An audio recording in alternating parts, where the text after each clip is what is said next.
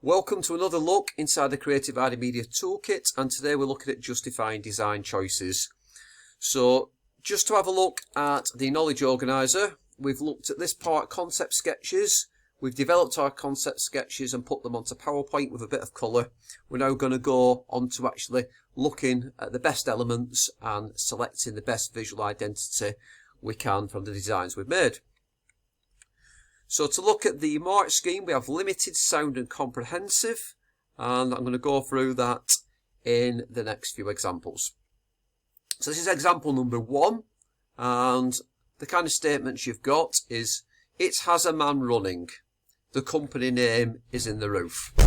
Now that's not bad for a starting point, there's nothing wrong with that. However, it's forming an essential foundation. It's limited because you're making statements. Anybody could look at that design and say there is a house shape. You know, that's quite obvious, but you need some kind of development from that point to actually get yourself into mark band number 2. So mark band number 2, there is a house shape because the customers are getting fit in their home. It has a man running because we are a fitness company. So when these statements have some development, we can go into sound understanding because it's based on a valid reason or a good judgment. So you're making a good judgment or you're giving a reason as to why there is a house shape, as an example. So to get your work super duper to the top mark band, if we have a look at something for mark band number 3, it goes into a lot more depth. And things to point out, so I think that the good points are that it has HF on, which represents home fit. That's fine. The shape of the house represents a home, showing that the fitness is based at home. Yes, we're not quite getting into the top mark band yet, but let's look at the development in paragraph number 2. It has a strap line which clearly states that the fitness is at home, so it makes the purpose of the service clear to the target audience. We're now beginning to pull in the audience of the customers into our judgment or our explanation. I have developed this into a colour design. I have used www.colorsexplain.com. Now straight away, you're showing the person marking your work that you've done a bit of research. And if you want something really comprehensive and detailed, you start saying black represents being powerful and versatile. So this shows the audience that the man is becoming powerful by exercising at home. So beyond the point of what black represents, there's an extra layer to the writing. Now, just something to point out, if you use this website, you can copy and paste a statement from the website, but you'll get in the bottom mark band or 0 marks because you have not used that statement you've copied and pasted and showed what you understand by that. So let's say, for example, if you copied and pasted black represents being powerful and versatile, after that sentence you should be saying, what I understand by this is that the audience will see the man is becoming powerful by exercising at home. So you've got to be very, very careful that you don't do what we call plagiarism, which is copy and paste and pass off the website information to be your own. But the good thing with this is the web address is in there, so the person marking your work knows where you've researched.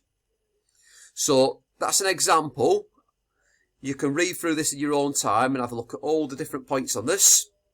So I'm going to go on to the next part of this, and I'm going to show you a big colour chart here. So this is from the website, if I go back, colorsexplain.com, but this is an interpretation of what different colours might mean. So you can work your way through a chart like this and find out good examples which can obviously help you justify your design. And if you annotate or justify 2 or 3 designs, you might have some kind of final design. Now I've used a template here, and again, your teacher is not allowed to tell you to use a template. You can use a template like this in practice, and if you use this template and want to use it in your coursework, that's absolutely fine, but it's got to be your choice. And you wouldn't expect everybody's template to have the same writing exactly worded the same, in the same place with the same colour scheme, because that would look like the whole class has done the same thing. So you've got to have some individuality.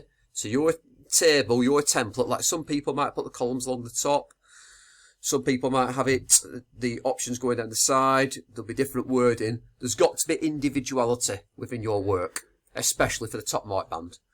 So after each part of the design, you could break it down into different sections. Obviously, we've talked about colour, company name. I have used the full company name because we are a new company. This will help the audience remember the company name and help them to link the logo, strapline and colours to the company. We can then become easily recognisable and build up our brand loyalty. So again, there's more depth to this. We're not just saying I am using the full company name so everybody understands who HomeFit are. There's a bit more depth to this, and it has an explanation at the end. So that's how you push yourself onto the top right band. So again, limited, just making sentences or basic statements or observations. Sound, because, with some kind of explanation or reason or good judgment. And comprehensive, a full explanation which covers pretty much everything, all the elements of justification. So have a go at justifying your visual identity. Thank you for listening, and I'll catch up with you in the next tutorial.